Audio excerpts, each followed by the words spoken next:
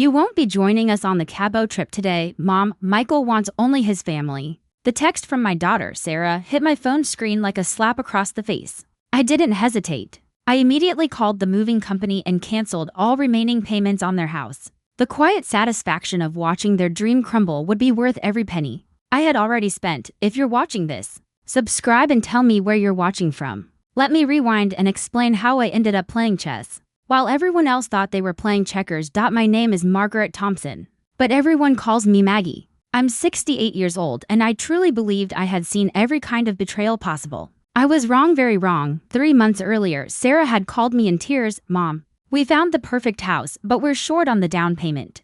Could you help us just this once? The house was stunning, a 4-bedroom colonial in the best neighborhood in town, with a 3-car garage and a pool. It was exactly the kind of home I'd always dreamed of helping my only child have. How much do you need, sweetheart? I asked, already reaching for my checkbook. After my husband passed away 5 years ago, his life insurance left me comfortable. And honestly, what good was money if I couldn't use it to help my family? $80,000 for the down payment, she said. And if you could help with the monthly mortgage until Michael's promotion comes through. Her voice sounded hopeful, soft, and persuasive in that way children perfect by the age of 5. I wrote the check without hesitation. $80,000 from my savings. And I agreed to cover their monthly mortgage payments of $3,200. Consider it an early inheritance, I told her, ignoring the small voice in my head that whispered I was being taken advantage of. For 3 months, I transferred the money faithfully. Every month, without fail. I watched my savings shrink while Sarah and Michael posted Facebook photos of expensive dinners, shopping trips, and nights out. Still, I said nothing. I kept telling myself that family comes first. The Cabo trip had been planned for weeks. Sarah had shown me photos of the resort, gushing about the all-inclusive luxury package, the snorkeling excursions, the spa treatments. It'll be so wonderful having 3 generations together, she said. The kids are so excited to spend time with grandma. I bought new clothes. I got my hair done. I even splurged on a pedicure. 68 years old and still trying to look good for my family. I laugh about that now. But it wasn't funny then. That morning, I was loading my suitcase into the car when Sarah's text arrived. No phone call. No explanation. Just a cold dismissal that cut deeper than any knife. Michael wants his family only. As if I wasn't family. As if the woman who raised Sarah for 18 years, paid for her wedding, and was currently funding their lifestyle was just someone they tolerated when it was convenient. I sat in my car for 10 minutes, reading the message over and over. I felt something crack inside my chest, not completely break. Just crack enough to let the light in, the light that showed me exactly how foolish I'd been. That's when I made the first call. Hello, this is Margaret Thompson. I need to speak to someone about canceling automatic payments to the Henderson account. The mortgage company was surprisingly helpful once I explained the situation. Yes, Mrs. Thompson, we can stop all future payments immediately. However, you should know that the account is currently 3 months behind. Even with your contributions, 3 months behind? I had been paying their mortgage religiously every single month. Where is that money going? I asked. I'm sorry, could you repeat that? The mortgage payment is $4,200 per month. You've been contributing $3,200. But there has been a $1,000 shortfall each month that the primary borrowers haven't covered. My hands started shaking. They had lied to me about the mortgage amount. They let me believe I was covering the full payment while they supposedly struggled to make up the difference, except they weren't struggling at all. Michael had just bought a brand new BMW. Sarah's Instagram was filled with designer handbags and expensive wine tastings. I see, I said. Please cancel all future payments from my account effective immediately. Mom, you should know that without your contributions, they could face foreclosure proceedings within 60 days. That's no longer my concern, I said, and I meant it. My next call was to my neighbor's son, who happened to be a real estate attorney. David, it's Mrs. Thompson from next door. I have a hypothetical question about property ownership. Of course, Mrs. Thompson, what's going on? If someone puts down a substantial down payment on a house but isn't listed on the deed, do they have any claim to the property? There was a pause. Are we talking about a gift or a loan? I thought about all the times Sarah promised she'd pay me back someday, while treating my money like it was hers by right. Let's say it was presented as a loan, I said. But it was never formalized with paperwork. It's tricky, David said. But if you can prove you made those payments with the expectation of repayment or partial ownership, you might have grounds for a lawsuit, especially if there are text messages or emails discussing repayment. Oh, I had messages. Plenty of them. 3 months worth of Sarah promising to make things right and pay me back with interest. once Michael's promotion came through. A promotion I was beginning to suspect was just as fictional as their gratitude, David. I need to ask you another favor, I said. Could you look into the property records for 1247 Elmwood Drive? I want to know exactly what the current mortgage situation is, of course, he replied.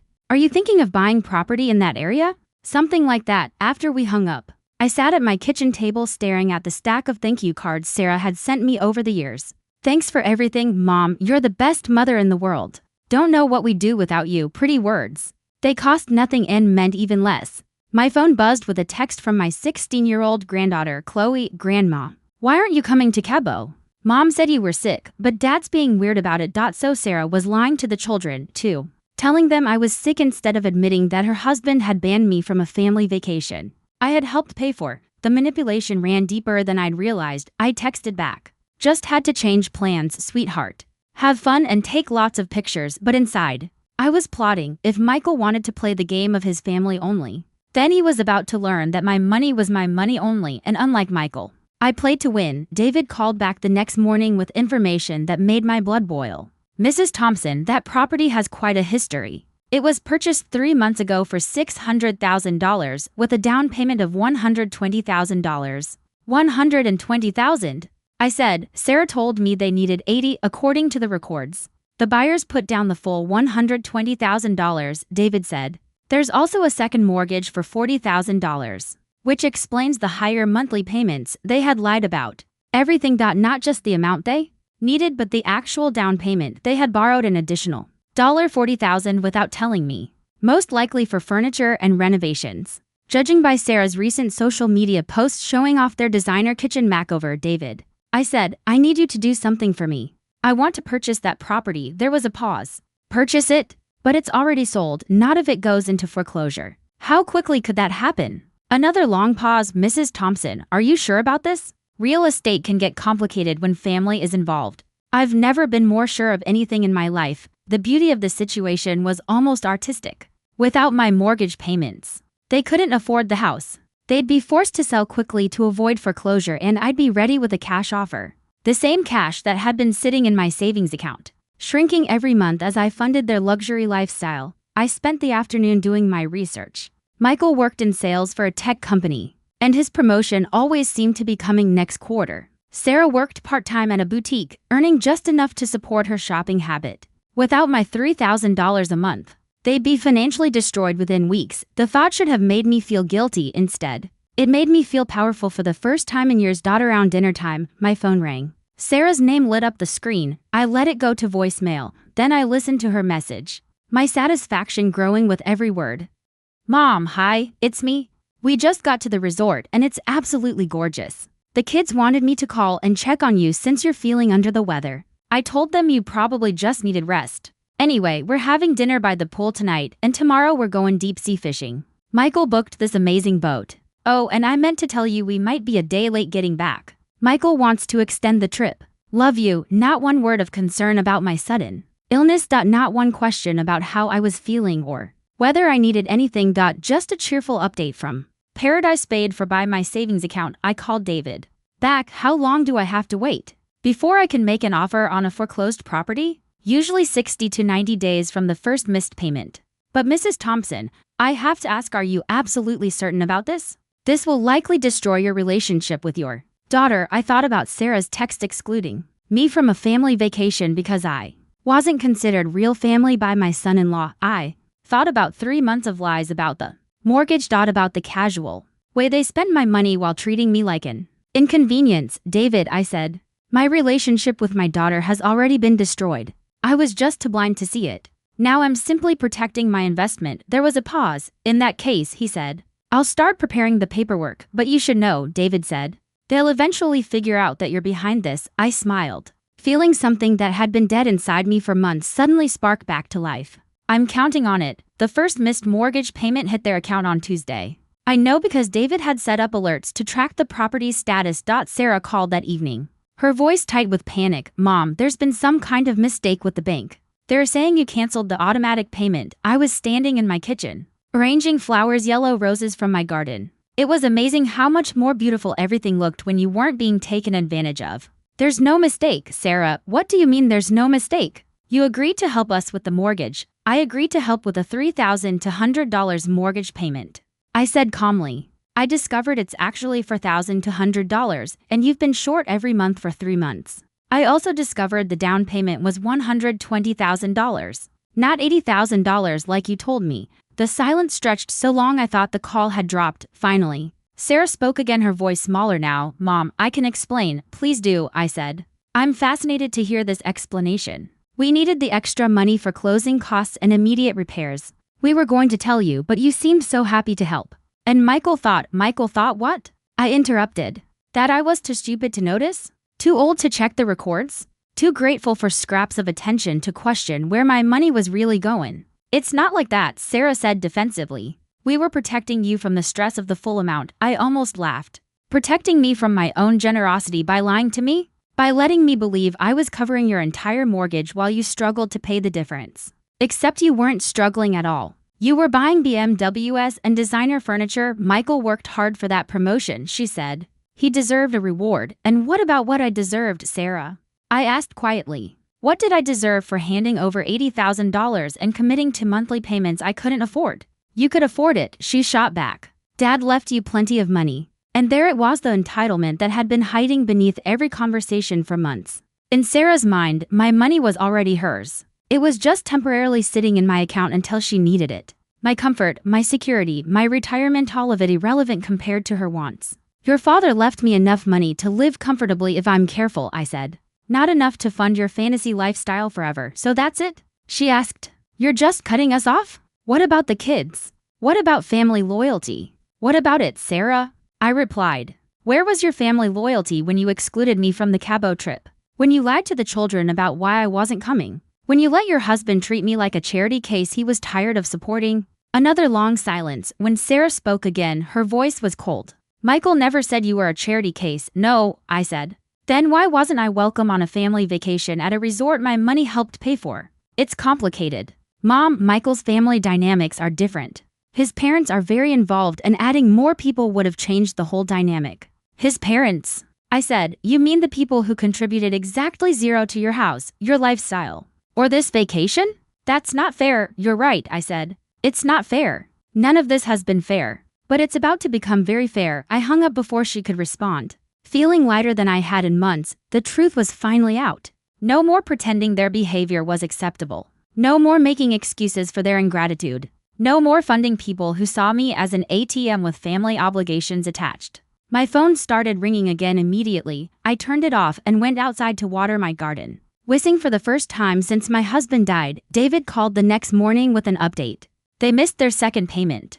The bank has started formal proceedings. Also, there's been some interesting activity on the property. What kind of activity? Someone's been making inquiries about short sale procedures. I think they're panicking. Good. Panic was exactly what they deserved. I had spent 3 months in financial panic every time I wrote those mortgage checks. Watching my savings disappear while they lived like royalty. Turnabout was fair play, Mrs. Thompson. David continued. I should warn you, they've retained an attorney. Someone downtown. Expensive firm. They're probably going to claim the money was a gift, not a loan. Let them try. I said. I have 3 months of text messages from Sarah promising to pay me back with interest once Michael's promotion came through. I also have documentation of every payment I made, clearly labeled loan to Sarah and Michael in my bank records. There was a pause. Smart.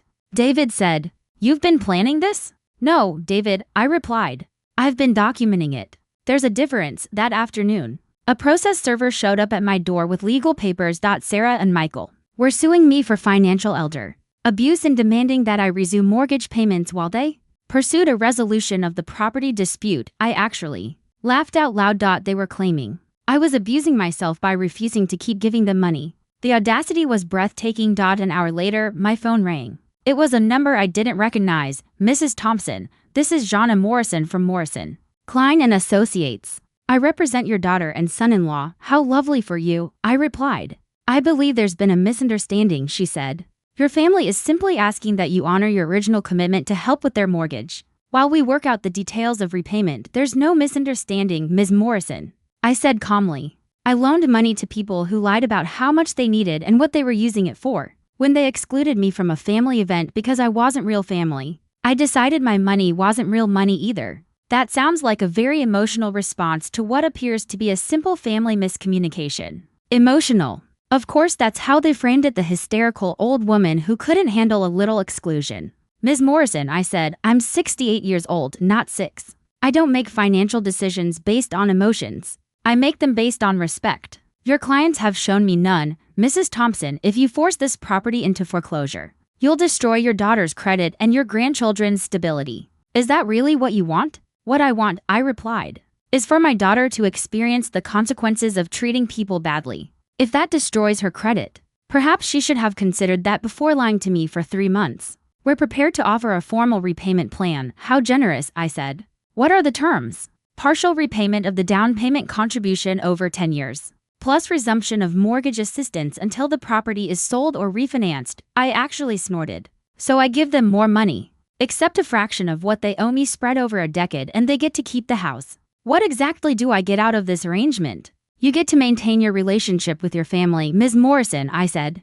They ended that relationship when they decided I wasn't family enough to join their vacation. This lawsuit just makes it official. I hung up and immediately called David. Speed up the foreclosure paperwork. I want to make an offer the day the property becomes available.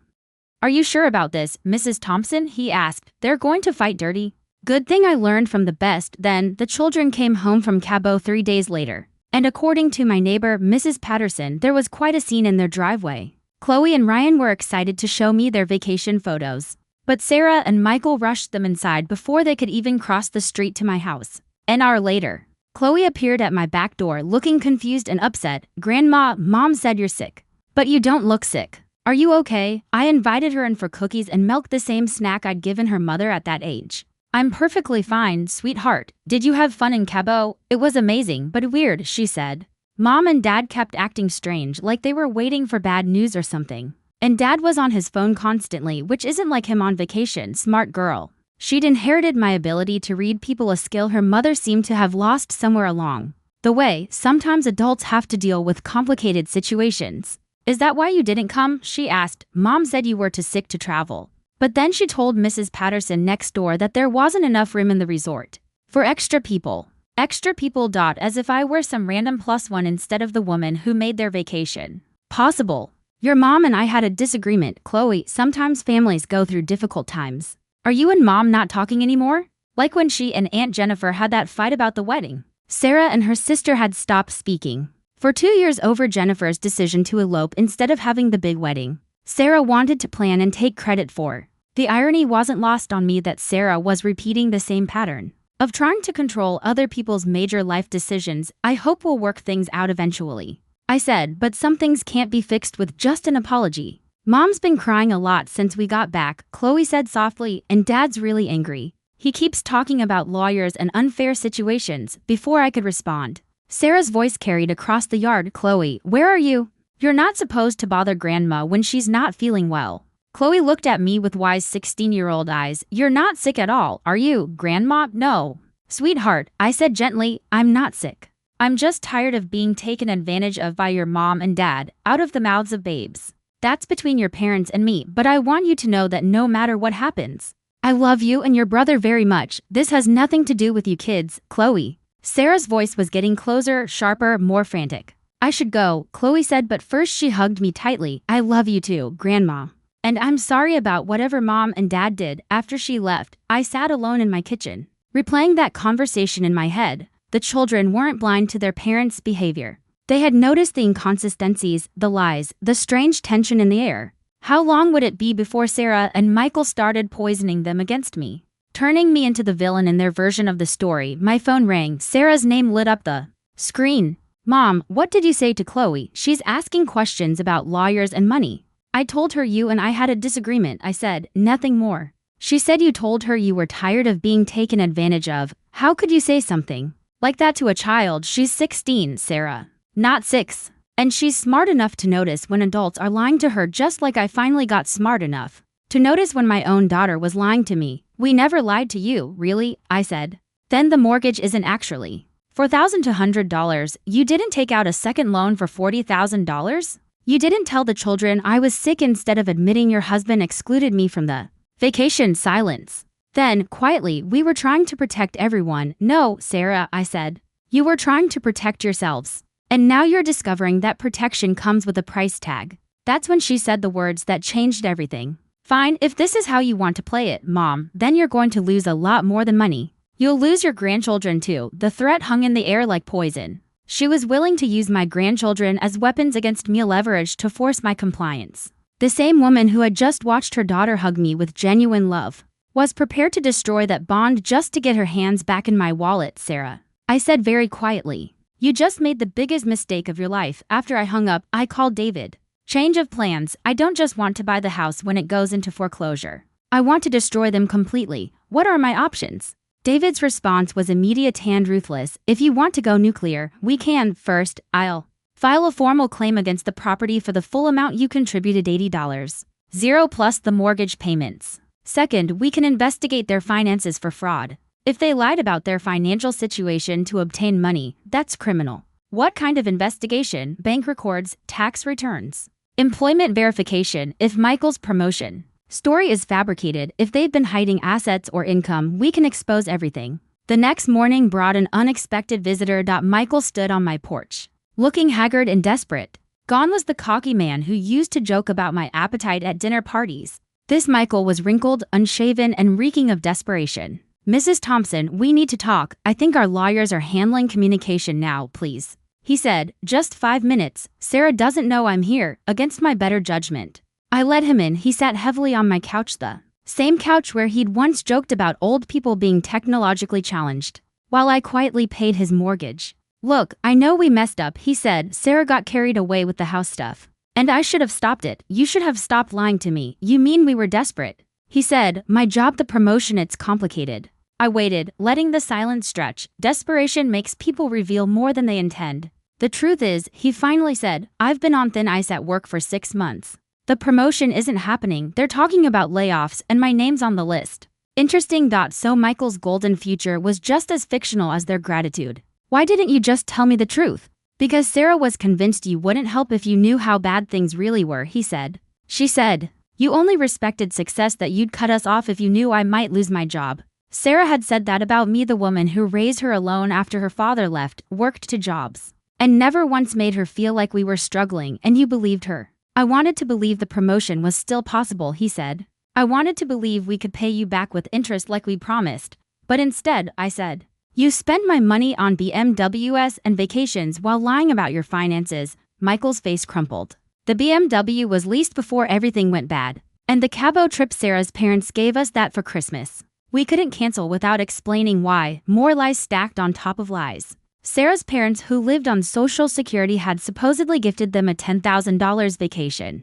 Michael, do you understand that every word coming out of your mouth is making this worse? I asked. I'm trying to be honest now. You're trying to save yourself. There's a difference. He looked up at me, eyes bloodshot and desperate. What do you want? He asked. Money. We'll pay you back somehow. An apology. I'll grovel if that's what it takes. Just don't destroy my children's lives over this. Your children. Not our grandchildren, not Sarah's children. Your children. Even now, I said quietly, you can't acknowledge my relationship to them. That's not what I meant. It's exactly what you meant. Just like when you decided I wasn't family enough. For Cabo, you've made it perfectly clear where I stand in this family hierarchy. I stood up, signaling the conversation was over. Here's what's going to happen, Michael. You're going to lose the house, your credit will be destroyed, and everyone in town will know exactly why. You're really going to ruin us over hurt feelings. I'm going to ruin you over 3 months of systematic lying, financial manipulation, and emotional abuse, I said calmly. The hurt feelings are just a bonus. After he left, I called David with an update.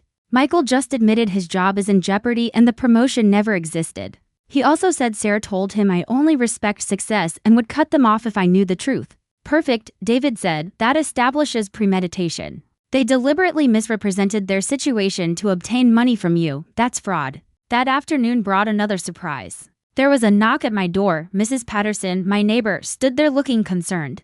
Maggie, I hope you don't mind me asking, but there's been a lot of activity at Sarah's house. Moving trucks, people coming and going. Is everything all right?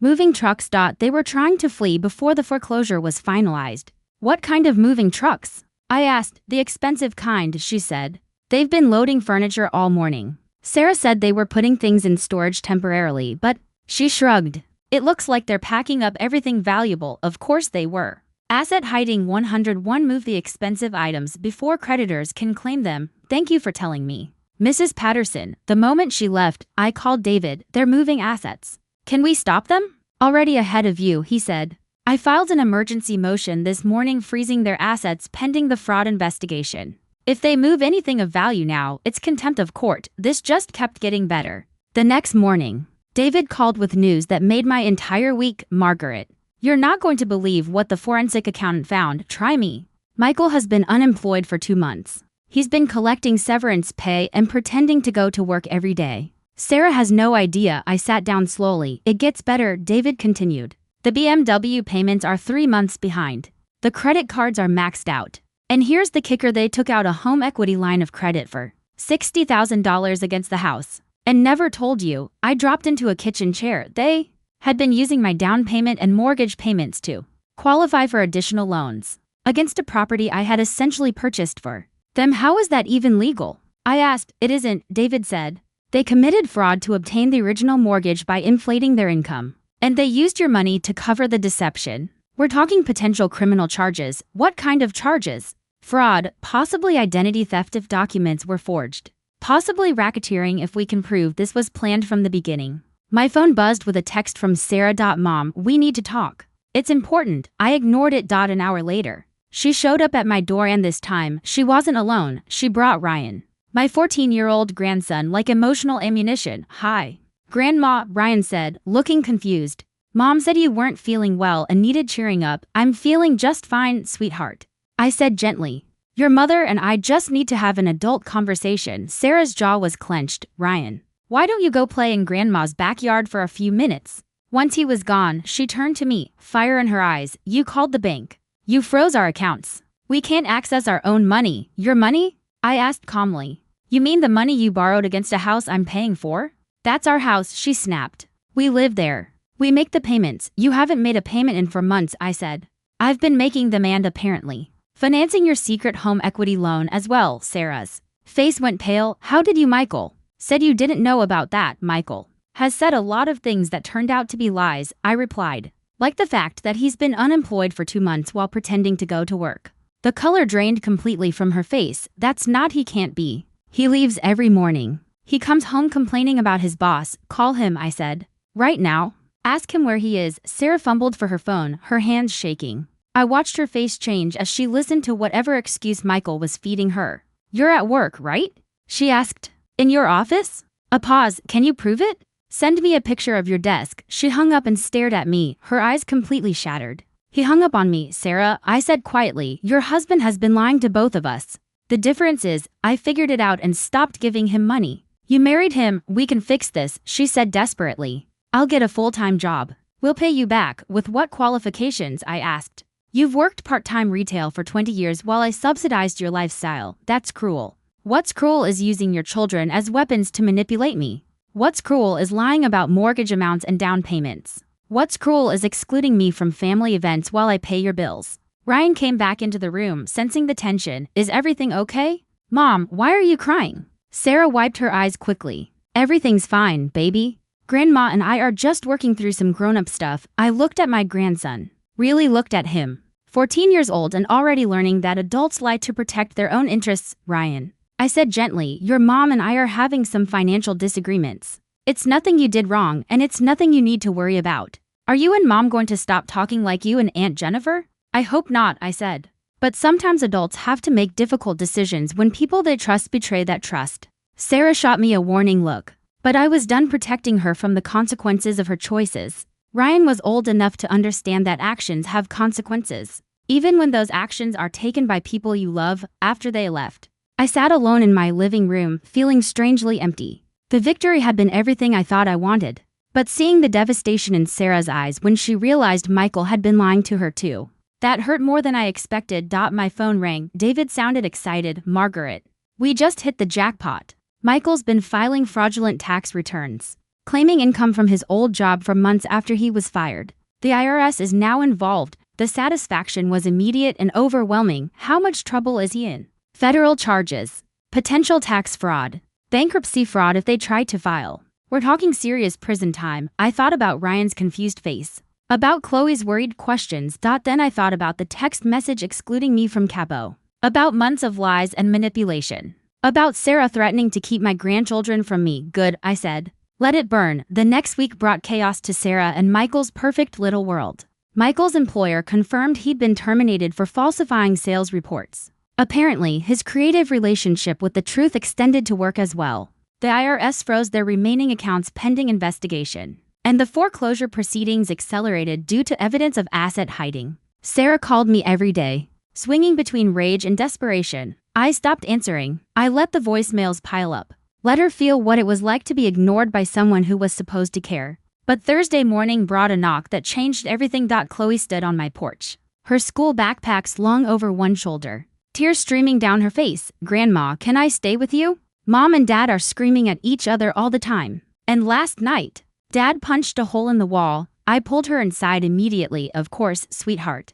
Are you hurt? Is Ryan okay? Ryan's staying at his friend Jake's house. We can't be there right now. I made her hot chocolate and let her cry against my shoulder. 16 years old, dealing with her parents' complete meltdown. This wasn't what I'd wanted when I started this war. Grandma, she asked softly. Mom says you're trying to steal our house. Is that true? I chose my words carefully. Your parents asked me to loan them money for the house. Then they lied about how much they needed and what they were using it for. When I found out, I stopped giving them money. Now they can't afford the payments, but you could afford to keep helping them, right? She asked. You have enough money, the million-dollar question. Could I afford to keep subsidizing their lifestyle forever? Probably. Should I have to? No, Chloe, I said gently. If someone lies to you and takes advantage of your generosity, what do you do? She thought for a moment. I guess I'd stop helping them even if stopping meant they'd face consequences. She paused, then added, because if there aren't consequences, they'll just keep lying. Smart girl. Smarter than her mother. That's exactly right. But what about me and Ryan? She asked. We didn't lie to you, and you won't be punished for your parents' choices, I said. Whatever happens to the house, you and Ryan will always have a place with me. Her relief was immediate and visible. Really? Even if Mom tries to stop us from seeing you? Your mother is angry and scared right now, I said softly. But she can't keep you from having a relationship with me forever. You're 16. Ryan's 14, both old enough to decide for yourselves who you want in your lives. That afternoon, Sarah arrived in a fury. Where is my daughter? She's upstairs doing homework. And before you ask, she came here on her own because she was afraid of the violence in your house. What violence? Sarah snapped. Michael was just frustrated. He punched a hole in the wall. Sarah, I said, he did that in front of your children. You don't understand the pressure we're under. We're losing everything. You're losing everything because you chose to lie and steal instead of being honest about your situation. We never stole anything. I pulled out the folder David had prepared, thick with evidence. You lied about the down payment amount. That's fraud. You lied about the mortgage payment amount. More fraud. You took out a home equity loan using money I provided as collateral without telling me. That's theft. And Michael filed false tax returns claiming income he wasn't earning. That's federal fraud. Sarah stared at the documents, her face cycling through shock, denial, anger, then devastation. I didn't know about the tax thing, she said quietly. I thought he was still working, but you did know about the other lies, I replied. You knew exactly how much that down payment was. And you chose to deceive me because we were desperate, she said. Because we needed help and didn't think you'd give it if you knew how bad things really were. So instead of trusting me with the truth, I said, you decided to manipulate me with lies. And when I found out, instead of apologizing, you threatened to keep my grandchildren from me. I was angry. No, you were showing me exactly who you really are, someone willing to use her own children as weapons to get what she wants. Chloe appeared at the top of the stairs. Mom, can you please stop yelling? This is exactly why I can't be at home right now. Sarah looked up at her daughter, desperation in her eyes. Chloe, you don't understand what Grandma is doing to our family. I understand that you and Dad have been lying to everyone, including me and Ryan. Chloe said calmly. I understand that you're losing the house because you can't afford it without Grandma's help. And I understand that instead of apologizing for lying, you're blaming Grandma for not wanting to be lied to anymore. The silence that followed was crushing. My 16-year-old granddaughter had just explained the situation more clearly than any adult in the room. Sarah's face crumpled. How did this all go so wrong? It went wrong the moment you decided lying was easier than telling the truth, I said softly. And it got worse every time you chose to double down instead of coming clean. What can I do to fix this? For the first time in weeks, Sarah was asking instead of demanding. Start by being honest with me. With your children and with yourself. Stop blaming everyone else and take responsibility for the choices you've made. And then you'll help us? She asked. I looked at Chloe, standing on the stairs, watching her mother plead. Sarah, I said. The time for me to rescue you has passed. You're a grown woman with children of your own. It's time you start acting like it. The foreclosure sale was scheduled for the following Tuesday. David had prepared all the paperwork for my cash offer, and we were confident I'd be the only serious bidder. After all, who else would want a house tangled in legal disputes and potential federal fraud? That's when Michael made his final, desperate move. Sunday evening, my doorbell rang. I expected Sarah, maybe the children. Possibly Michael attempting one last manipulation instead. I opened the door to a distinguished older man in an expensive suit, flanked by two younger men who practically screamed lawyers. Mrs. Thompson. I'm Frederick Morrison, senior partner at Morrison, Klein & Associates. We represent the Henderson family. I thought Jonna Morrison was representing them. Jonna is my daughter and a junior associate, he said. This situation has escalated beyond her experience level. He wasn't wrong. What can I do for you? Mr. Morrison? May we come in? I think you'll find our offer very interesting against my better judgment. I let them into my living room. Frederick Morrison carried himself with the kind of authority that only decades of high-stakes negotiations can produce. Silver-haired, impeccably dressed, radiating confidence. Mrs. Thompson, he said, my clients have made some poor decisions, but they're prepared to make this right. We're authorized to offer you full repayment of all funds contributed, plus interest, plus an additional $50,000 in compensation for your inconvenience. I nearly choked. Where exactly would they get that kind of money? Michael is unemployed and under federal investigation. That's where this becomes interesting, Frederick said, smiling the kind of smile that should have warned me. It seems Michael's family was unaware of the extent of his financial troubles. His parents are quite wealthy, and once informed, they agreed to settle all outstanding debts to preserve the family reputation. Michael's parents, the same parents who had supposedly been too important to accommodate extra people on the Cabo trip. Dr. Charles Henderson, Frederick added, is a prominent cardiovascular surgeon. His wife, Patricia, owned several successful real estate ventures. According to them, the family was deeply embarrassed by their son's behavior and wanted the matter resolved quietly. Something about it didn't sit right with me. Michael had never once mentioned wealthy parents. In 3 years of family gatherings, they'd been presented as middle-class retirees, not affluent professionals scrambling to avoid a scandal. I'm sorry, Mr. Morrison, I said, but I'll need to verify this independently. Of course, he replied smoothly. In fact, they're prepared to meet with you personally. They're flying in tomorrow specifically to handle the situation. As soon as they left, I called David. Something isn't right about this offer. Can you investigate Michael's parents? Already on it, he said. I got suspicious the moment expensive lawyers started throwing around large sums of money in a fraud case. Give me an hour. 45 minutes later, David called back. Margaret, he said, sit down for this. My stomach tightened. Dr. Charles Henderson died 3 years ago. Patricia Henderson was moved into a memory care facility 6 months ago due to advanced dementia. My blood went cold. Then who? Michael has been using his deceased father's identity to obtain credit, David continued. Those expensive lawyers? They're being paid with funds Michael accessed using his father's social security number and medical credentials. I felt physically ill. Identity theft, David said, of his own father, and it gets worse, he added.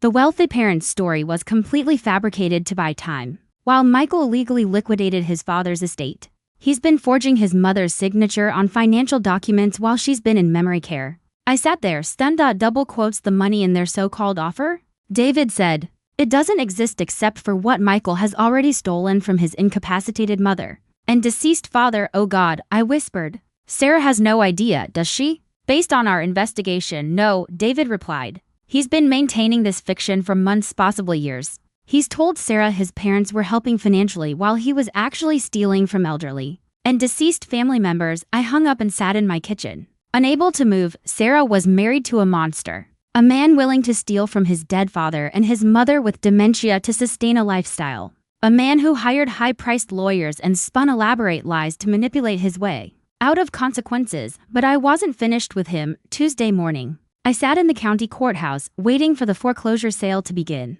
David sat beside me, cashier's check in hand, ready to purchase the house that had started this entire nightmare. Sarah and Michael weren't there. They had been arrested the night before on federal fraud charges, but that wasn't the end of the story. That was when the real Satisfaction began while Michael had been desperately trying to loot his dead father's estate. I'd been making calls of my own. It turned out Patricia Henderson's care facility had been wondering why her monthly payments had suddenly stopped. The staff was very interested to learn that her son had been forging her signature while telling them she was traveling abroad. I purchased the house for exactly what was still owed on it, $420,000, a bargain considering I'd already put $80,000 into the down payment. The mortgage company was happy to recover their money, and I was very happy to own a beautiful 4-bedroom home in the best neighborhood in town. But the real victory came 3 days later. Sarah called me from the county jail, where she was being held as a potential accomplice in Michael's fraud scheme. "Mom, please," she said, her voice breaking. "I didn't know about the identity theft. I really thought his parents were helping us." "I know you didn't know, Sarah," I said. "That's why I've hired a lawyer for you." "You? What? You're still my daughter," I said. "And despite everything that's happened, I don't want to see you destroyed by Michael's crimes." The silence stretched so long I thought the call had dropped. Finally, Sarah spoke, small and broken. "Why would you help me after everything I did to you?" "Because that's what real family does," I said. "We don't exclude each other from important events. We don't threaten to withhold grandchildren. We don't lie about needing help. But when someone we love makes terrible mistakes, we don't abandon them either." "I'm so sorry, Mom," she whispered. "For all of it, the lies, the manipulation, letting Michael treat you the way he did. I was so focused on keeping up appearances that I lost sight of what really mattered." "Apology accepted," I said. "But Sarah, this is your rock bottom. What you do from here determines whether you grow from this or repeat the same patterns. What happens now? Now you serve whatever sentence you receive for your role. You get counseling to understand how this happened. You rebuild your relationship with your children based on honesty, not manipulation. And you never ever take advantage of people who love you again." "And us?" she asked quietly. "Our relationship?" I looked out the window of my new house. Yes. I moved into Sarah and Michael's former dream home, the one with the pool, where my grandchildren now spent their afternoons. Chloe and Ryan lived with me for the time being, at least until Sarah got back on her feet. And let me tell you, they were thriving without the constant tension and lies hanging over their heads. "We'll see." "Sarah," I said quietly when we talked, "trust is like a broken bone. It can heal, but it's never quite the same. You'll have to prove yourself worthy of it again." "I will. I promise I will," she replied. 6 months later, Sarah was sentenced to 18 months in minimum security prison. Michael got 7 years in federal prison for identity theft, tax fraud, and elder abuse, the works. And the house he bought with stolen money? Well, I'm living in it quite comfortably, thank you very much. My grandchildren visit Sarah every weekend, but they're thriving now. Chloe got the lead in the school play, Ryan made the honor roll, and neither has to live under the weight of their parents' financial disasters. And me? I'm 68 years old, living in a beautiful house I own outright, with a healthy bank account and 2 grandchildren who know exactly how much I love them. I've even started dating again, a nice widower I met at the community center, who thinks I'm remarkable for taking such good care of my family. Sarah was right about one thing. Family should take care of each other. She just had it backwards. It was never my job to fund her fantasy lifestyle. It was her job to earn my generosity through love, respect, and honesty. The text that started this whole mess, "You won't be joining us on the Cabo trip today. Michael wants his family only," now hangs framed in my kitchen. A constant reminder that sometimes the worst thing people can do to you is show you exactly who they really are. And sometimes the best revenge is simply refusing to be taken advantage of ever again. I hope you enjoyed my story of how I turned the tables on a daughter who forgot that respect is a two-way street. The house is lovely, by the way, and the pool is perfect for entertaining my real family, the people who love me for who I am, not what I can give them. Thanks for listening. Don't forget to subscribe and feel free to share your story in the comments. Your voice matters.